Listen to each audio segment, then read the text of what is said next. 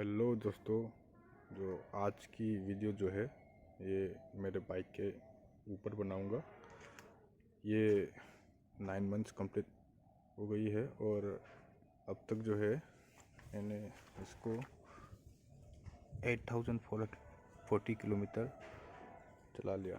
ठीक है, तो इसको मैंने मार्च में डिलीवरी ली और अब दिसंबर हो गई, टोटल 9 मंथ्स हो गई है। तो इसका कंप्लीट ओनरशिप रिव्यू मैं बताऊंगा आपको कि कैसा कैसा रहता है बाइक।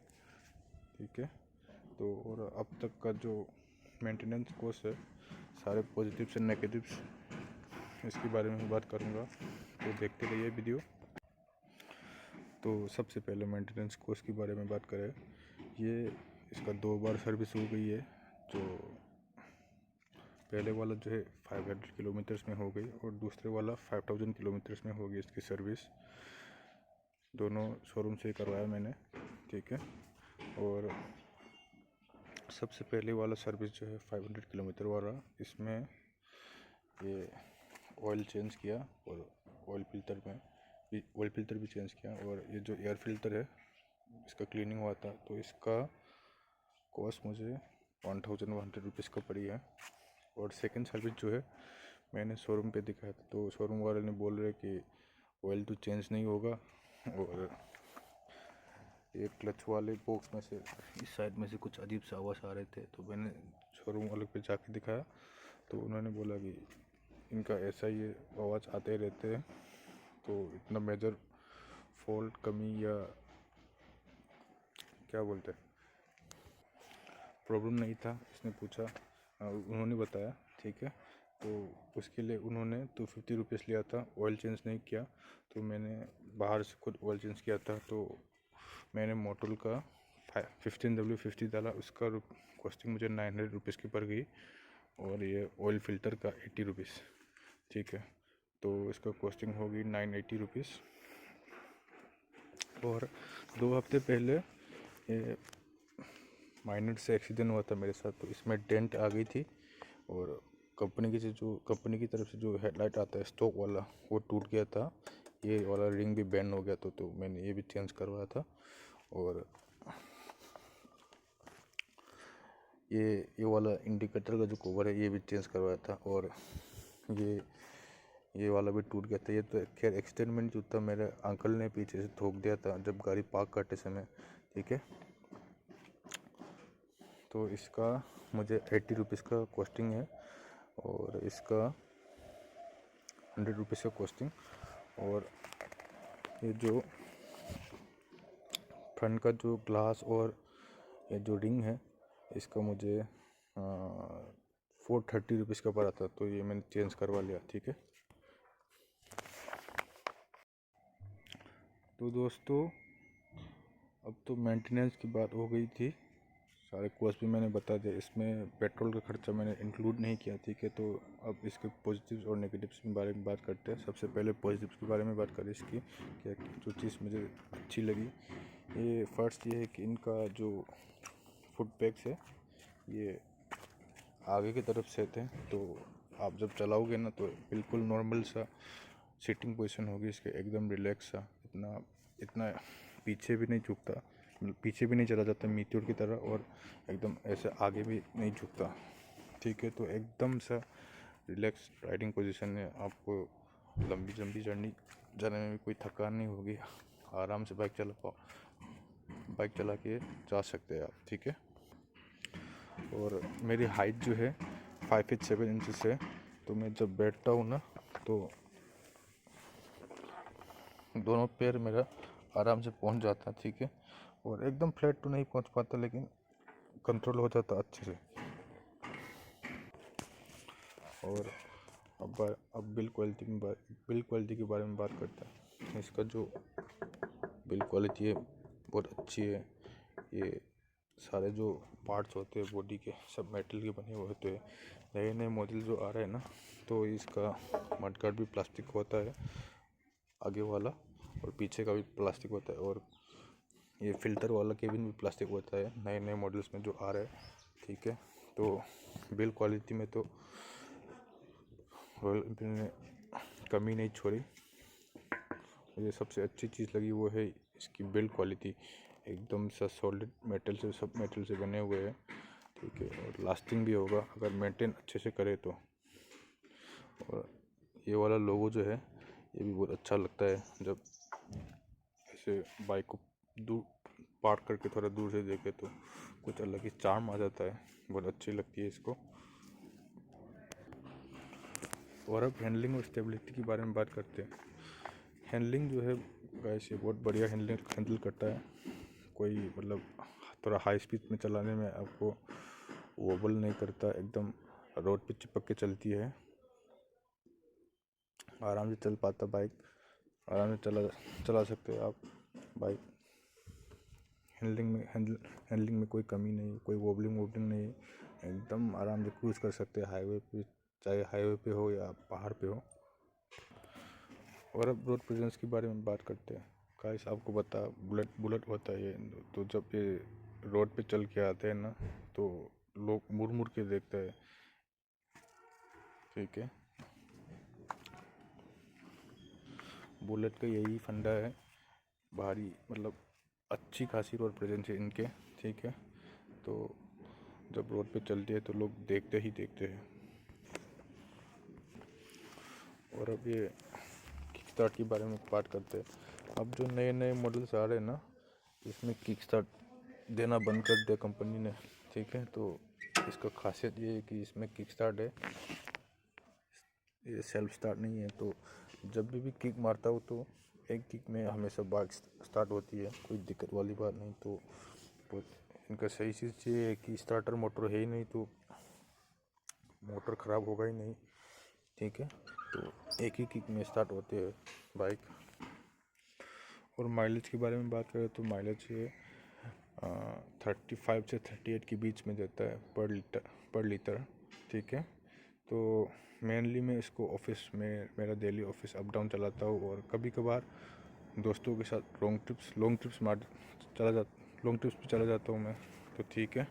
तो माइलेज को कोई कमी नहीं है, इंजन साइज़ के हिसाब से ठीक ही है। अगर जो भाई पहले स्प्लेंडर और एक्टिवा जैसे गाड़ी चलाते हैं ना, तो शुरू में आपको माइलेज की कमी थोड़ा महसूस होगा, क्योंकि मैं भी पहले प्लेजर चलाता था, फिर स्प्लेंडर, और स्प्लेंडर के बाद इसमें शिफ्ट हुआ था। तो शुरू में मुझे थोड़ा माइलेज कमी होने का महसूस होता है। और अब इंजन पावर की बात करते हैं। इनका जो है ये इनका परफॉर्मेंस, इनका स्पेसिफिकेशन जो है, ये 350 सीसी इंजन है, फ्यूल इंजेक्टेड EFI आप देख पा रहे होंगे। तो इनका जो है 20 bhp जनरेट करता है और 29 न्यूटन मीटर ऑफ टॉर्क। तो मेरे ख्याल से ये मतलब सफिशिएंट है इंडियन रोड के लिए। मुझे पावर की कोई कमी महसूस नहीं हुई। मैंने इसको भी माउंटेन्स भी लेके गया था और लॉन्ग राइड्स में भी लेके गया था, तब कोई पावर की महसूस नहीं हुई। आराम से मतलब माउंटेन्स पे चला सकते हैं आप, ऑफ रोडिंग आराम से कर सकते हैं, और ग्राउंड क्लियरेंस भी अच्छा है, इतना नीचा भी नहीं है, तो ठीक है, ऑफ रोडिंग के लिए भी बिल्कुल सही है। और अब ब्रेकिंग के बारे में बात करते हैं। ब्रेक जो है आगे ABS वाला सिंगल चैनल ABS दिया हुआ है डिस्क, और पीछे का जो है ड्रम ब्रेक्स दिया हुआ है। ब्रेकिंग मेरे ख्याल से इतना ख़राब भी नहीं है, सही है, एकदम चिपकता है। ब्रेकिंग डिस्टेंस बहुत अच्छी है, लेकिन पीछे अगर डिस्क दिया होता तो और सही होता, ठीक है। ब्रेकिंग में कोई कमी नहीं है, अच्छी ब्रेकिंग करती है बाइक, और स्टेबल भी है एकदम। तो दोस्तों सारे पॉजिटिव बातें तो मैंने बता दिया, और अब और इनका जो नेगेटिव पॉइंट्स है, जो चीज़ मेरे को सही नहीं लगी, इसके बारे में बात करेंगे।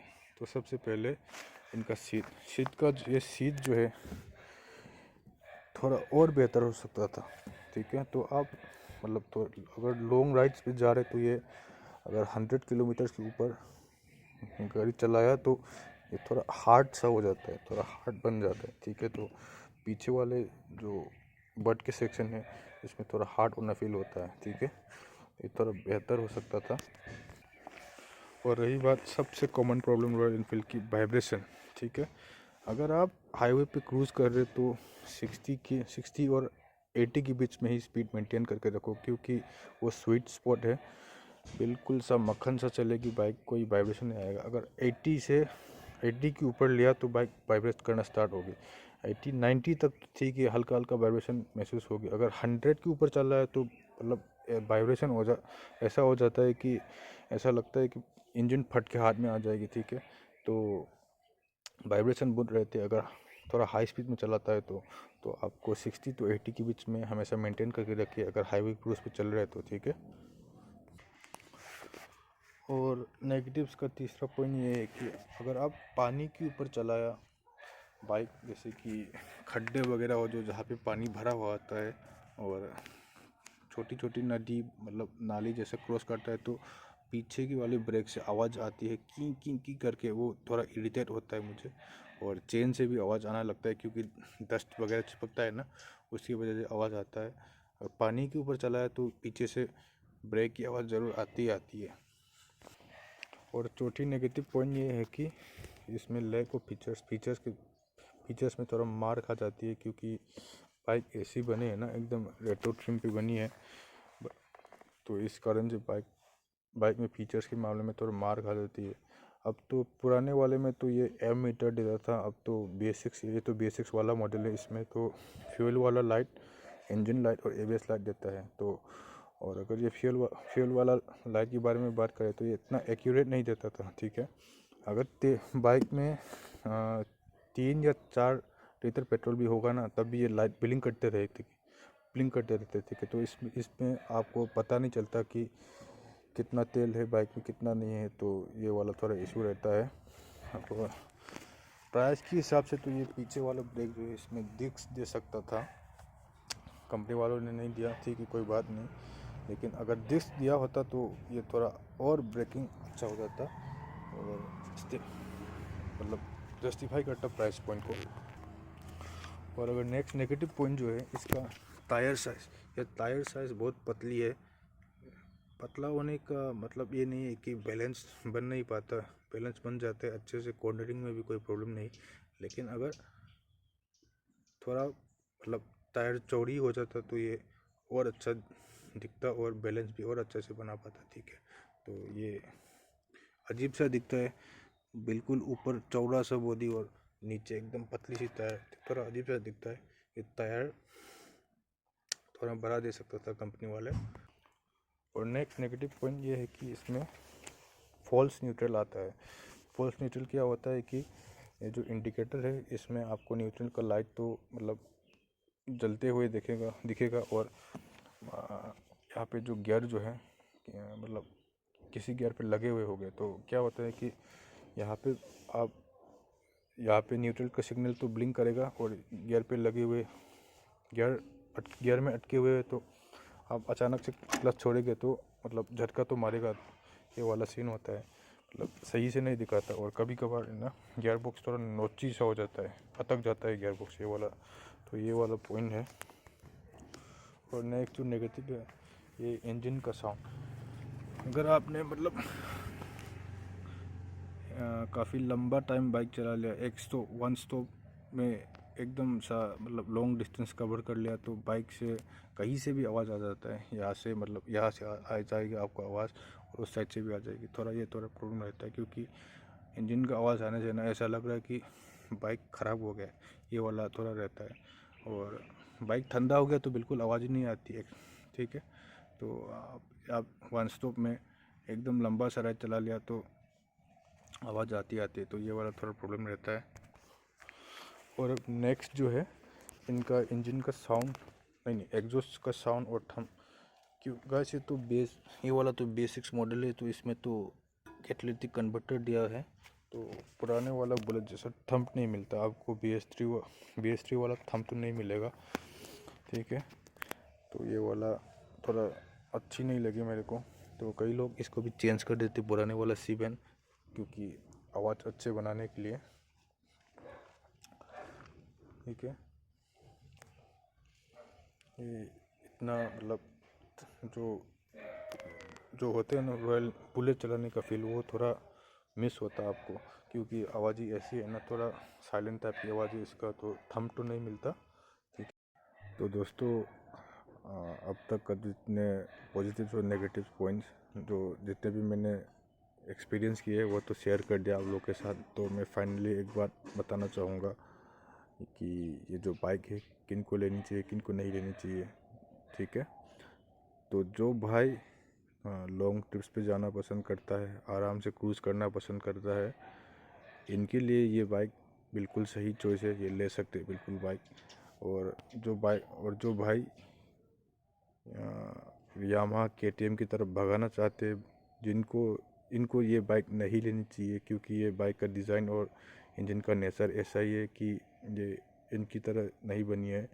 KTM और यामाहा तो स्पोर्ट्स बाइक की कैटेगरी में आता है और ये तो क्रूज़र बाइक की कैटेगरी में आता है। ठीक है, तो जो भाई लॉन्ग ड्राइव्स पे जाना पसंद करता है, थोड़ा हल्का फुल्का ऑफ रोडिंग और नॉर्मल स्पीड पे क्रूज़ करना चाहता है, ये बाइक बिल्कुल ले सकते हैं।